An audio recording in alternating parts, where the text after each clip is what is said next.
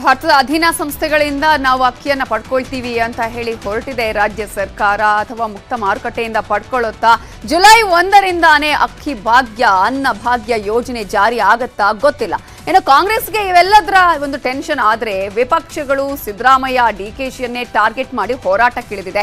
ಡಿಕೆಶಿ ಹೋದಲ್ಲಿ ಬಂದಲ್ಲಿ ಗ್ಯಾರಂಟಿ ಯಾವಾಗ ಅಂತ ಪ್ರಶ್ನಿಸುತ್ತಿದ್ದಾರೆ.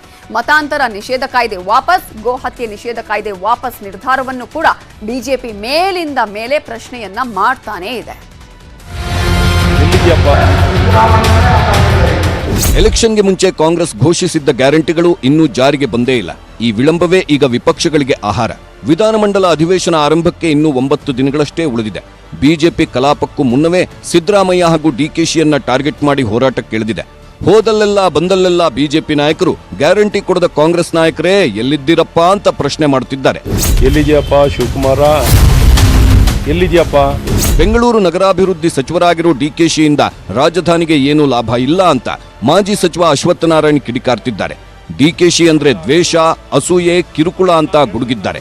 ರಾಮನಗರದಲ್ಲಿ ಹೋಗಿ ಕೆಲಸ ಮಾಡ್ತಿರ್ಬೇಕಾರೆ ಕೇಳಿದ್ರು, ನಿನಗೂ ರಾಮನಗರಕ್ಕೆ ಏನ್ ಸಂಬಂಧ ಅಂತ ಕೇಳಿದ್ರು. ಇವ್ರು ಕೇಳಬೇಕಾಗತ್ತೆ, ಈಗ ನಿನಗೂ ಬೆಂಗಳೂರಿಗೆ ಏನಪ್ಪ ಸಂಬಂಧ? ಸಚಿನ್ ಆದ್ರೆ ಬೆಂಗಳೂರಿಗೂ ನಿನ್ಗೇನ್ ಸಂಬಂಧ ಏನಪ್ಪ? ನಾನು ರಾಮನಗರಕ್ಕೆ ನನ್ನ ಪೂರ್ವಿಕರು ನನ್ನ ಹೆಸರಲ್ಲಿ ಇನಿಷಿಯಲ್ ಇದೆ, ನನಗಾರ ರೈಟ್ ಇದೆ, ಅವ್ರಿಗೇನು ಇಲ್ಲ. ಸನ್ಮಾನ್ಯ ಶಿವಕುಮಾರ್ ಅವ್ರನ್ನ ಕಳೆದ 30-35 ವರ್ಷ ಜನ ನೋಡಿದ್ದಾರೆ. ಶಿವಕುಮಾರ್ ಅಂದ್ರೆ ಏನು ಅಂತ ಜನಕ್ಕೆ ಗೊತ್ತಿದೆ. ಶಿವಕುಮಾರ್ ಏನ್ ಮಾಡ್ತಾರೆ ನೋಡಿ, ಏನು ಮಾಡಲ್ಲ, ನಿಮ್ಮಿಂದ ಏನೂ ಆಗಲ್ಲ. ಗ್ಯಾರಂಟಿನ ಘೋಷಣೆ ಮಾಡಿದ್ದೀರಾ, ಕೊಡಕ್ಕೇನು ನಿಮ್ಗೆ ಸಮಸ್ಯೆ? ಕೊಡಿ.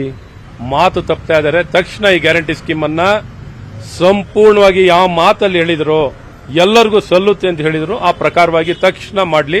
ಮತ್ತೊಂದು ಕಡೆ ಮಾಜಿ ಸಚಿವ ಆರ್ ಅಶೋಕ್ ಸಿದ್ದರಾಮಯ್ಯನ ಟಾರ್ಗೆಟ್ ಮಾಡಿದ್ದಾರೆ. ಮತಾಂತರ ನಿಷೇಧ ಕಾಯ್ದೆ ವಾಪಸ್ ಬಗ್ಗೆ ನಿರ್ಧರಿಸಿರೋ ಕಾರಣ ಮತಾಂತರಕ್ಕೆ ಸಿದ್ದರಾಮಯ್ಯನೇ ರಾಯಭಾರಿ ಅಂತ ಟಾಂಗ್ ಕೊಟ್ಟಿದ್ದಾರೆ.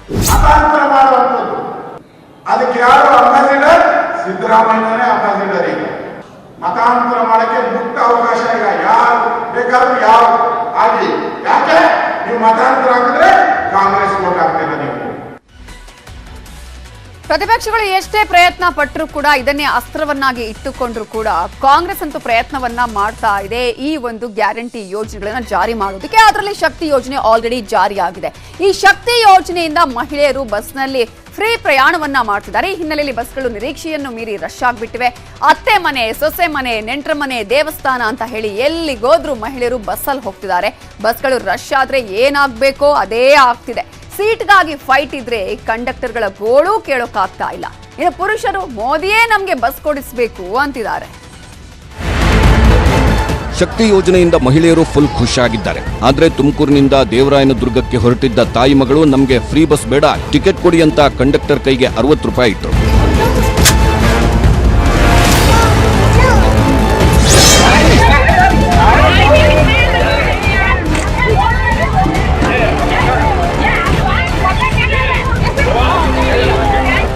ಬೆಳಗಾವಿ ಜಿಲ್ಲೆಯ ಸವದತ್ತಿ ಯಲ್ಲಮ್ಮನ ಗುಡ್ಡದಲ್ಲಿ ಘಟನೆ.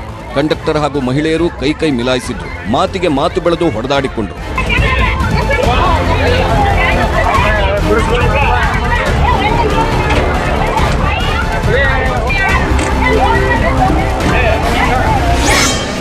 ಕಲಬುರಗಿಯ ಗಾಣಗಾಪುರದ ದತ್ತಾತ್ರೇಯನನ್ನ ನೋಡಲು ಮಹಿಳೆಯರ ದಂಡೆ ಹರಿದು ಬಂದಿತ್ತು.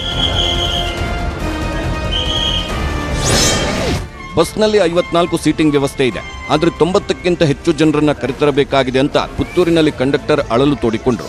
90ರಿಂದ 92 ಜನ ಕರ್ಕೊಂಡು ಬಂದಿದ್ದೀನಿ. ಈಗ ನೋಡಿ 84 ಜನ ನಾನು ಟಿಕೆಟ್ ಕೊಟ್ಟಿದ್ದೀನಿ, ಲೇಡೀಸ್ಗೂ ಮತ್ತು ಜೆಂಟ್ಸ್ಗೂ, ಮತ್ತು 2 ಜನ ನಮ್ಮ ಸ್ಟಾಫ್ನವರೇ ಬಂದಿದ್ದಾರೆ. ಟೋಟಲ್ 86 ಜನ, ಮತ್ತು ಚಿಕ್ಕ ಮಕ್ಕಳು, ಅವ್ರಿಗೆಲ್ಲ ಅರ್ಧ ಲಗೇಜು ಸಹ ಇರುತ್ತೆ.